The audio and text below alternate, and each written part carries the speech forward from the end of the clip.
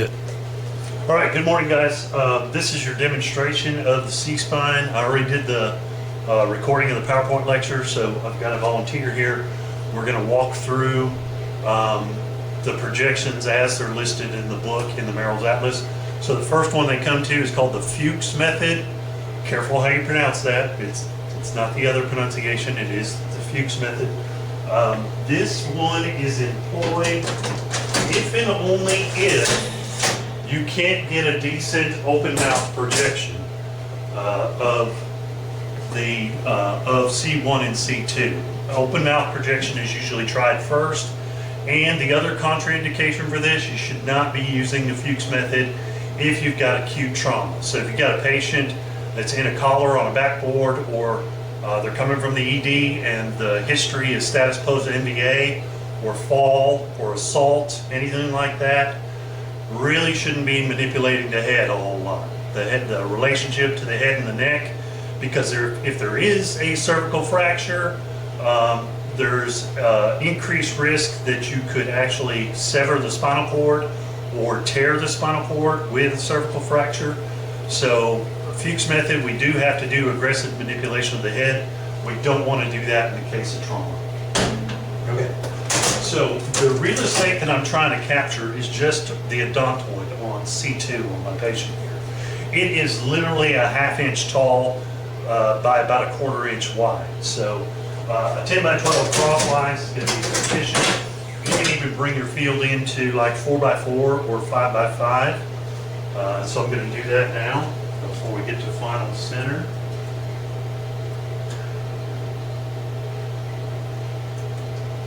And my collimators don't work here. Remember, this is the demo unit. Now, having you step to the side so I can mark this. Let's see. And this is the patient's. Oh my God, this has been like 5 years since Right. Thank you. So that's the black slivers marker. I'm going to put that about 2 inches off to the side from the center. Okay. The C-spine is about 2.5 inches wide. And again, we only want the odontoid centered in the foramen magnum for this. So we got 40-inch SID perpendicular to what? Where are we centering to? Well, what we want to do is center to the level of the mastoid tips before we adjust the head. That's the bump behind her ear. Of course, she's got her hair hanging down there behind her ear, so you can't really see it. I'm going to point to it on me in the frame here. This hard bump behind your ear, that's the mastoid tip. Okay. So I'm going to adjust the height of my X-ray tube to about the level of the mastoid tip, right? And achieve my center. She's a little off center, a little. This is a baby step away from me. Good, right there. Now turn your head back this direction. Good. All right. Now what we want to do is manipulate the head. Now she is wearing earrings. We would take off earrings for a routine C-spine, but since this is demonstration, all we're going to do is raise the chin up until the crosshair is coming in right underneath the chin, and then boom, we're done. That's it for the position, okay? You have to get basically have to get the mandible out of the way and raise it up so that it's out of the way of C1 and C2. When you're centered to the mastoids, the level of the mastoids, you are centered to the upper C-spine, perpendicular 10 by 12 or less. You can make this to 4x4, okay? 40 inches, and of course we would want to shield. Now what about patient breathing? For all your C-spines, you're going to do them on suspended respiration. Patient will sway in the breeze a little bit if they're allowed to breathe in and out. The exception to that might be the swimmer's position. You might want to employ a breathing technique with swimmer's position. Okay, so that's our Fuchs method. We're going to transition to AP open mouth. We're real close to where that is. We want, again, the center at the level of the mastoid tips. We're going to do a little bit different with the mandible now. The mandible is in the way of C1, C2. So one technique, the Fuchs technique, is to just raise the mandible up out of the way. The more conventional technique, the one that you try first, that doesn't involve aggressive manipulation of the head, is the AP open mouth. Okay. Now positioning, what I always do is I put my index fingers on the patient's mastoid tips, right? And my thumbs go rest on their cheekbones. And then you can pivot the head. Now, how much do you want to pivot the head? What you want to do is you want to look at their front teeth on top, the upper incisors, okay? And you want to pivot the head such that their upper incisors are on the same horizontal plane as the mastoid tips, where your index fingers are, okay? So just like this, open your mouth just a little bit, right there. Okay, now I've got her maxilla bone is even with the base of her skull. It's all one horizontal plane, okay? Now, with your patient, now this is a trained radiographer here, so she knows to freeze and hold still right there and just drop her jaw, open her mouth. But your patient's not gonna know that. So as you've got their head and you're holding onto their head and setting the angle that they tip their head, hold on to it and give them the instruction just like this. Keep your head still, drop your jaw to open your mouth. Because if you let go and then just tell them to open their mouth, they will tip their head back to open their mouth. And then you'll lose your position, okay? So Heather did very good there. She's a veteran radiographer. She knows how to do an open mouth correctly, so she knows it's important that the pitch of the head remains still after it's positioned. You can relax there. Okay, I can think. Is your jaw getting sore? A little bit. Yeah, be cognizant of that. You want to set up the level. You want to set up your collimation. You want to set up your marker. The last thing you want to do is to tell the patient to open their mouth and hold still. Because, and the correct instruction, because you will get some that are kind of squeamish about it and they'll, give you just a little bit of open mouth. No, open your mouth like you're biting onto an apple. That's the amount of open mouth we need. The wider the mouth is, the more that the teeth are going to get out of the way of seeing the pertinent anatomy of C1 and C2. So we're going to transition now to our AP axial projection. You guys have probably seen the open mouth and the axial, maybe not the Fuchs, but you've probably seen the open mouth and the axial and the lateral projection in clinicals. So real quick here. Now, before I transition, the AP open mouth, Merrill's recommends that you drop down to a 30-inch SID. Some technologists do that, some technologists don't. Some of the newer machines won't let you shoot at anything, but if it's a safety circuit, and if you're not at 40 inches, it won't allow you to expose. So that information in the Merrill's Atlas is a little dated. It's not completely necessary to shoot at 30 inches. It definitely will improve the magnification. You'll be able to see C1 and C2 better. So let's transition to the AP axial projection. This time we're going to center to about the middle of her neck. And thankfully we have a female patient here because it's a little bit trickier to find exactly where C4 is. Okay? C4 for a male patient, just look for the turkey knob right in the middle of the front of their neck. That's the Adam's apple. That's approximately at the level of C4. Well, that's a bit of cartilage on the larynx that the males have, but female patients do not, okay? So no turkey neck for you, Ms. Heather, I'm sorry. We need to angle up 15 to 20 degrees, and the reason we're doing that is so that we can visualize open intervertebral disc spaces, and if there's any narrowing of those disc spaces due to arthritis or injury, we'll be able to see a decrease in depth from one disc space to the next. So as the radiologist reads this shot, they read the disc space height in comparison to other levels, and they look for any that are too narrow or showing signs of spur formation or that nature. That would indicate degenerative disc disease, okay? Which is more common on the lower C-spine than it is on the upper C-spine. You see it in C5, C6, C6, C7 on us middle-aged folks. Well, Heather's not quite there, but I'm definitely there. Let's see, she's a little off center. Now this time we want to go full 10 by 12 field, and we want to switch. So we were on portrait style, or I'm sorry, we were on landscape style, like this. I want to switch to a portrait style because that matches the shape of the enamel. Her jaw is going to be up here at the top, and then I'm going to see about C3 to about C7, maybe even T1 and T2 at the bottom, if I do it correctly. The key with this one, you got to get the jaw out of the way one more time, okay? So what we want to do is, you see the lower angle of the jaw here, this edge between the mental point and the gonian, which is the angle right below the ear here. We want that lower edge to be running just basically horizontal. So raise your chin just slightly there. Now what that will do is give me another ½ inch of real estate on vertebrae C number 3, which is usually hovering right about the same level as the mental point when the jaw is relaxed. So raising the chin just slightly. We got yes, you are. We got to center at the mid-sagittal plane and the level of C4. So how do you find C4 on people? Well, a tech will say, well, just go halfway up the neck. Well, it's not good enough to answer a registry question though. So for a registry question, C4 is technically halfway between the EAM and the vertebral prominence / sternal notch. So all of those are palpable landmarks. The sternal notch is the depression where her clavicles meet on the anterior side of a thorax. And back here, this prominence at the base of her shoulders, that's C7. That's the longest spinous process of the entire vertebral column. We call it the vertebral prominence. So both of those are good localizations for C7.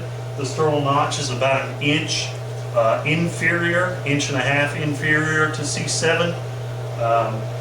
The vertebral prominence is about ½ inch inferior to the vertebral body of C7. So we know where the bottom of the C-spine is. The EAM marks the top of the C-spine. The EAM is roughly 1 inch superior to C1. So if we have both of those at the top and bottom of our image, then we're approximately at C4 for our 7, right? We would have arms relaxed down to the side. My actress is a little nervous this morning. I did tell her it was a non-speaking part, so we're good. Let's see. Shield, mark. Now where do we want to mark? We can mark, if we mark the same place, it's going to be overlying the mastoid tip and the base of the skull. Probably about the thickest bony tissue in the entire human body is that mastoid tip, okay? That is the mastoid tip and the petrous ridge that houses the ear. The bony structure that surrounds the ear is meant to be so dense that it soundproofs the inner ear. Otherwise, you would constantly hear yourself breathing and you would constantly hear blood running through your head. Now, if your blood pressure gets too high, and you will be able to hear blood running through your head, you should get to the ER. Your blood pressure is way too high if you can hear your blood, okay? We want to mark this in the soft tissue narrow space right above her shoulder, basically. There's going to be a nice negative space on either side of the neck, okay? We do want to collimate in side to side to the soft tissue border of the neck. There's no way that the C-spine is outside of the soft tissue border of the neck. So bring your collimation in. There will be enough scatter generated. So if your marker's slightly outside the collimation, maybe 1 inch outside the collimation, it should still light up from the scatter. So you can put it right on the collimated edge, just above the shoulder. Either side will work. All right, so we got to transition to a Grandy method, which is the lateral projection. I'm going to have my patient rest for a minute. She's been standing still. Go ahead. Just step out off camera for a second. You can stretch your neck, move around a little bit while I set this up. The Grandy method is going to be the lateral C-spine. We need to move back to a 72-inch SID. We're going to keep portrait style, but the reason we're going to move back, and I'll step in for a second, the reason we're going to move back, you notice if I'm lateral to the image receptor here, my neck is actually about 6 or 8 inches off of the image receptor. So we've introduced what, guys? We've introduced OID, okay? What does OID2 do? What did I tell you it did back in October?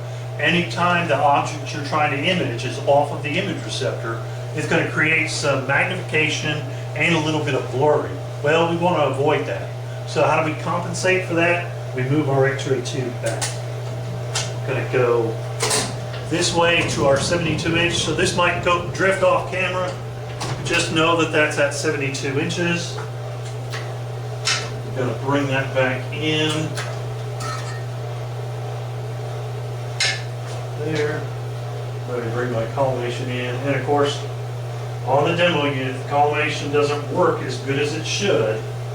It should be a 10 by 12 field portrait. Column back in, Miss Heather. I got to switch to my left marker now. And yeah, you see her silhouette here. You might not be able to see it from the angle of the camera, but her mandible's coming up here, about the shadow of her mandible, and then it dips into her neck there. I am going to mark right underneath the shadow of her mandible. Okay, and I'm a little bit too high this way. It's because we were using an uphill angle. We're going to use a horizontal beam, true horizontal beam for our lateral projection. And that'll be true for your cross table too. Every time you do a lateral projection of the C-spine, the X-ray beam is always traveling horizontal. Okay? On this one, you're going to see zygapophyseal joints of the C-spine. Make sure that I recommend going through this spine chapter, construct a table of what projections you see zygapophyseal joints for, and then what projections you will see intervertebral foramen, because they'll light your butt up on the registry, and I'm going to light your butt up on the quiz with those questions, okay? Those are some things that techs need to know, okay? So we have the patient standing true lateral. How do we know she's in true lateral? Well, there's a perpendicular line from this AC joint through to this AC joint. Well, kind of. Come on, Ed. A perpendicular line through both AC joints straight into the image receptor. Same thing here. Bring your feet about shoulder width apart for me. At her trochanters here, this trochanter, a straight line to that trochanter. So both shoulders and hips. We're gonna have to stop so we can teach Heather how to stand up straight. Both shoulders and hips are aligned perpendicular. If you draw a line through both shoulders, draw a line through both hips, both of them are perpendicular to my image receptor, okay? And what you might clue in on, if you're remembering or recalling the lateral chest x-ray, this targeting line is going right through the EAM, and it's going right through the AC joint, so therefore it means it's on what plane? It's on the mid-coronal plane. We want to go mid-coronal plane, again, at the level of C4. So then just, let's see, where does that cross there? Right there. All right, now, Miss Heather, you ever work construction? No. Okay. Well, some folks work construction. Some folks are lumberjacks. Some folks have shoulders that are literally bigger than their heads, okay? How are you going to do a lateral C-spine on those folks? Because all you're going to see, remember the lateral chest x-ray, I told you don't bother opening your collimation through this region here, through the shoulder, because you're not going to see anything. You're not going to penetrate through that. Well, you're going to have the same problem with your lateral C-spine. So we don't have those here, but Merrill's recommends if we have someone with very, very large shoulders, okay, or they're not able to relax, proper instruction would be reach towards your toes, get those shoulders way down, raise your chin up, and what that does is kind of stretches their neck out a little bit. Merrill's recommends that you affix sandbag weights to their wrists, and I have found in my own clinical practice, not necessarily with the hypersthenic ones, but if you do it with the sthenic or the hyposthenic ones, the asthenic ones, you ought to be able to see all the way down to T3 with a decent C-spine technique, lateral C-spine technique. But with sthenic and hyposthenic, if you attach weights, sometimes you can get out of shooting that swimmer's projection. Because with weights on the shoulders will drop another 3/4 of an inch. It'll make the difference between being able to see C7T1 and not being able to see C7T1. So keep that tip in mind. If you think it's going to be close, maybe take 30 seconds to go grab some weights, have the patient hold some weights through the exposure, and then you get a better lateral projection. Because to be honest with you, I agree with Dr. Cook says the swimmers is butt ugly and dang near non-diagnostic. I agree. The swimmers is butt ugly and damn near non-diagnostic, but we're going to teach it to you anyway. All right. I'm going to need to take a break and get a drink of water. I'm probably going to dismiss you in a second. All right, while we're in the lateral C-spine, I want to show you guys, they do cover Flex X. Flex X is not typically for a trauma. Again, it's aggressive manipulation of the head. It's based off the lateral projection, but now all we're going to do, so for the flexion one, what we're going to do is she's going to end up in a different centering. Her mid-coronal plane of her C-spine is actually going to go forward, so I'm going to have her step back a little bit first. You're an overachiever, okay? Just keep your head neutral for a second. Okay. So she steps back, so her mid-coronal plane is a little bit posterior to the center of the board, and then I tell her to, as much as you can without hurting, tuck your chin to your chest. Now, why do we use that instruction? It's because this series is done for range of motion for folks who have had a cervical spine fusion, okay? They had the fusion either 6 weeks ago or 8 weeks ago, and now the neurosurgeon is bringing them back in for evaluation, and our baby step was just a little bit too big, so then I'm just going to lean her forward a little bit. You don't want to physically manipulate the patient's head. You just want to give them instructions. They're going to know where their comfortable range of motion is, and that's the whole point of the study. The Flex X is to determine what the patient is capable of doing without assistance. Before they, if they encounter pain, that's when they're going to stop, okay? You definitely don't want to grab a hold of the patient's head and help them to get into the flexion position. Now for the extension position, you just have them relax, you change out your image receptor, baby step forward, so the mid-coronal plane is about an inch forward to your image receptor, and then have them, just instruct them, okay, as far as you can, point your chin up and look toward the ceiling of the exam room. And there's our extension view of the cervical spine. So those two instructions, you're not manipulating the head. That's very dangerous, especially with status post-cervical fusion, which is probably going to be 99% of the patients you'll do Flex X C-spines. We're wrapping up the C-spine. We're doing AP axial projections, AP and PA. I'm going to let you guys imagine the PAs, okay? The APs, we do have, just like we did the straight-on AP axial, 15 to 20 degrees up.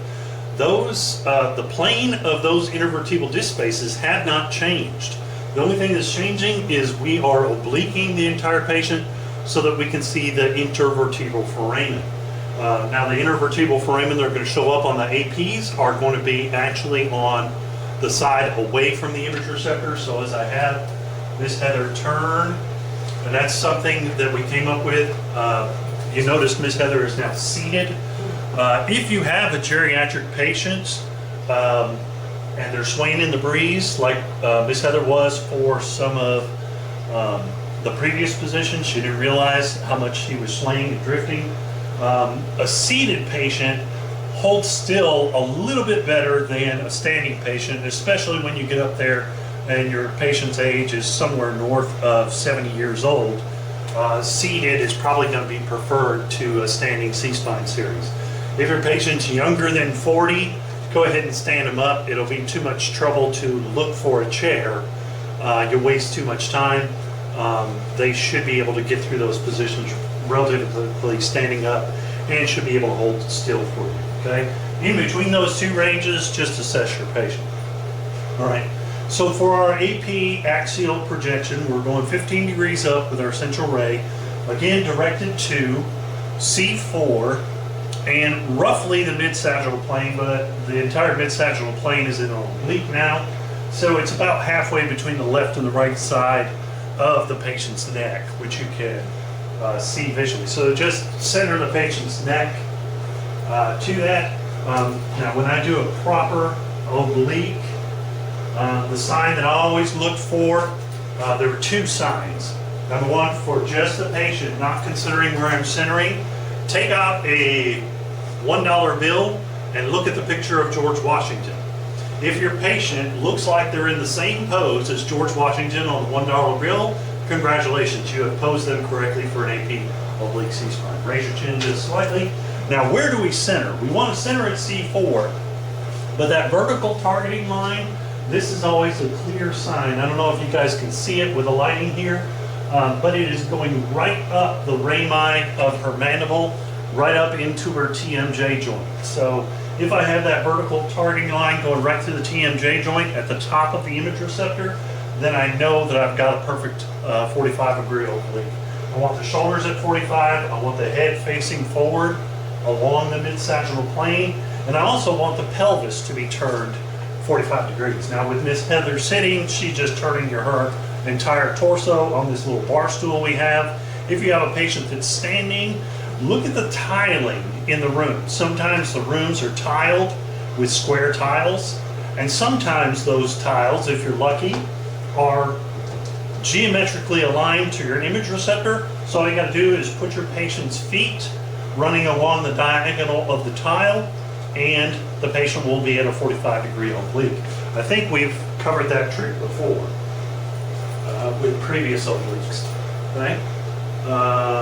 Now, you can do this right now. Miss Heather's in an LPO. We can do an RPO. Go ahead, pivot. Right? And if we have a patient and we're concerned about their thyroid gland, perhaps they're having some kind of thyroid therapy, or they've indicated that they're receiving treatment and they shouldn't get excessive radiation dose to their thyroid gland, we can do the same projections PA. Just go ahead, spin around for us. Give us a quick, a rough look at what that would look. So basically she would look out this direction and she would turn a PA oblique here. That would be the only reason you would do PA C-spines. Okay, most of the time we're doing them for evaluation of the cervical structures, and we're not really considering dose to the thyroid gland, but on occasion you will get a patient that said, hey, I'm getting treatment here and my doctor said I should avoid x-rays to my torso and neck area, so on and so forth. In that case, do the PA projections. Now, once I've spun her around PA, what do I have to change? I got to change the direction of tube angle.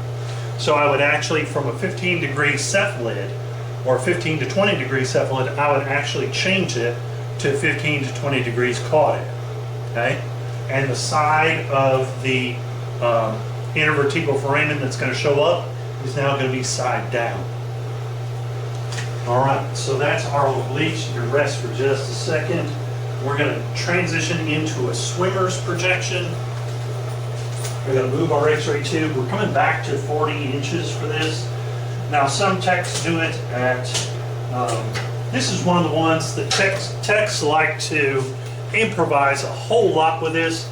And that's because the standard position, like we just covered, is dang near non-diagnostic. So techs have figured out either to increase SID or employ a little bit of tube English, just a very tiny angle, and I'm going to show you those tricks. I'm also going to show you my shoulder separation trick. All of these are veteran tech tricks that are different from the standard position. So we'll start with the standard position. Standard position is at the level of C7. So how do I get there? Well, I'm going to take this crosshair with her shoulder relaxed here on this side, and I'm going to put the crosshair right at the level of the AC joint. With that shoulder relaxed, C7 is approximately the same height as the AC joint. Now, if you have an 80-year-old man and it looks like his shoulders are even with his ears, you'll see the guy. You'll know him. You'll say, "Oh, that's the one Mr. Tilson was talking about." You'll definitely see that guy. Take pity on him. His shoulders are probably frozen that way. It comes from living with a woman for too long, and then your shoulders just kind of hunch up from keeping hearing complaints and complaints and complaints over 40 years' time, you just, well, I don't know if that's an actual pathology or not. Okay, so a little bit forward for me, Ms. Heather. We've got our mid-coronal plane. So she's got the near side arm, which is usually the left one. Now, in the cases of trauma, you're going to want to assess. Patient's been in a car wreck and you need to get a swimmer's. Typically, you're going to be doing that in the cross table framework. First thing you do is ask them if their left arm or shoulder hurts. Because if they say yes, then you can't have them raising it up like this. Bad things could happen, right? But so long as they're able to raise that arm, if we're doing it vertically and we have the little chest x-ray hand grip thing, perfectly appropriate for them to hold on to that, okay? Standard position is the shoulders are square. This one is elevated, this one holds a weight. So the outside shoulder, the downside shoulder, holds on a weight so that it draws more to the bottom. Okay. Now this is standard positioning, and you're going to have clavicles running all up through C1 and C2, and you're going to be lucky to see anything. Now, how do we fix that? Well, we're going to use, this is Mr. Tillotson's adaptations. This is what I did when I was a tech at St. Thomas Rutherford. First thing I'm going to do is I'm going to employ just enough down angle to notice, somewhere between 3 and 5 degrees, okay? Why do we shoot with a horizontal beam? We want those disc spaces open. We want the intervertebral disc spaces at their true height, okay? So putting a down angle is going to narrow those disc spaces ever so slightly. That's why it's got to be a small down angle. We want some, not a lot, just enough. What we really want to do is affect where the projection of these shoulders show up on our image receptor. We want them migrated out of the way. That's what the down angle is for. But we want it to be subtle because we don't want to start obliquing the pertinent anatomy. The next thing we're going to do is we're actually going to tell this patient to bring that arm forward a little bit as well as up. And then here's the perfect description for this one. Drop the weight. Miss Heather, now you've got your dominant hand is holding a sack of groceries, and the keys to your house are in your other side back pocket. So I need you to reach for them. No, around the back. Around the back. Reach around the back like you're trying to get into your other side hip pocket. Okay, what that's going to do is it's going to bring the shoulder posterior to the spine and down. So the spine, if you look at her spine, it's still basically a true lateral, but the shoulders are starting to go into an oblique. And as you employ this, you constantly, what you do is you correct the posture of the torso, but keep the shoulders going in opposite directions. So the superior one is also being displaced anterior, and the posterior one, or the inferior one, is also being displaced posterior. That, with about 3 degrees down angle, that separates the clavicles and the humeral heads just that much more from your swimmer's projection, and you should see a clear C7T1 right in the middle of all that stuff. Okay? You can relax.